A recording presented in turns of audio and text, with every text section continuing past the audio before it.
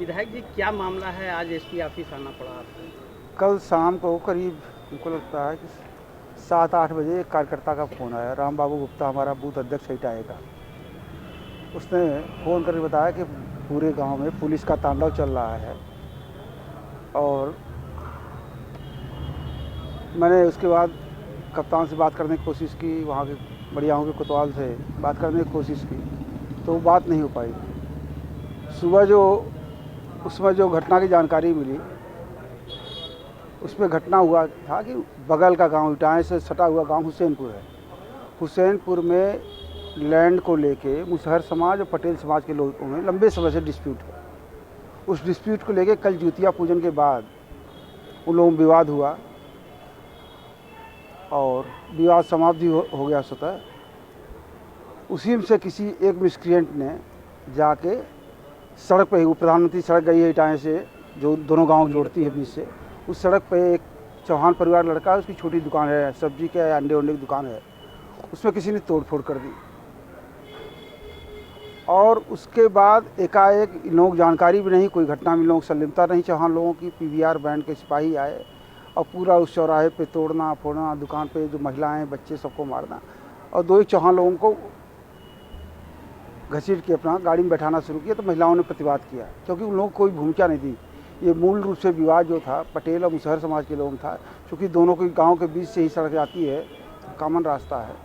तो चौहान के लोग महिलाओं को कुछ नहीं मिले, खाली थोड़ा प्रतिरोध हुआ होगा निश्चित रूप से, भाई जब पता है कि हमारे घर के व्यक्ति का कोई नहीं है। उसके बाद पूरा 2 घंटे तो उस गाँव में तांडव चलता रहा।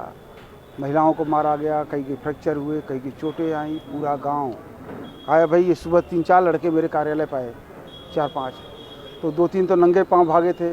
सुबह से कुछ नाश्ता नहीं किया था, नंगे पांव थे। मैंने चप्पलें मंगवाई, इनको नाश्ता कराया, पूछा विषय, तो लोगों ने बताया। मुझे लगा कि इस तरह का और ऐसी घटनाएं लगातार जनपद जौनपुर में हो रही हैं। अभी जो घटना आपको जलालपुर चौराहे पर देखने को मिली होगी, राजभर समाज के लोगों का उत्पीड़न हुआ।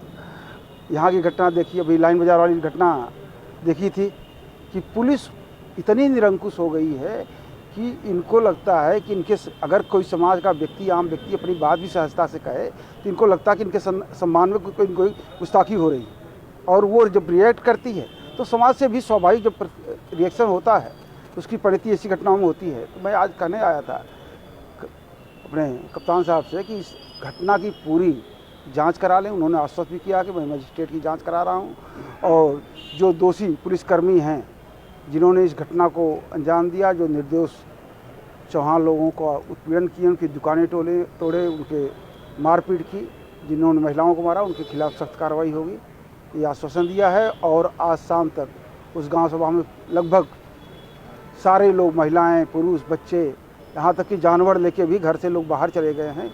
शाम तक उस गांव में सामान्य स्थिति बहाल करने का उन्होंने आश्वासन दिया।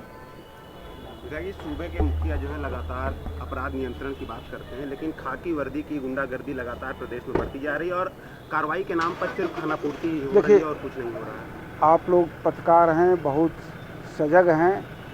निश्चित रूप से ऑर्गेनाइज क्राइम, जो संगठित अपराध होते थे, उसमें बहुत कमी आई है। बड़े अपराधियों पे बहुत कठोर कार्रवाई भी हुई है,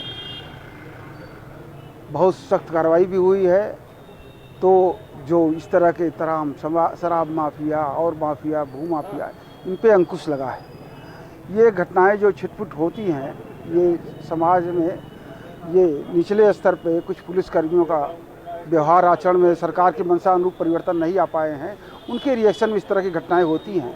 और मैं प्रयास करूंगा कि जल्दी से जल्दी ऐसे 2-4 दोषी पुलिसकर्मियों पर कार्रवाई हो, ताकि ये स्थिति आगे इस तरह की रिपीटिशन न हो।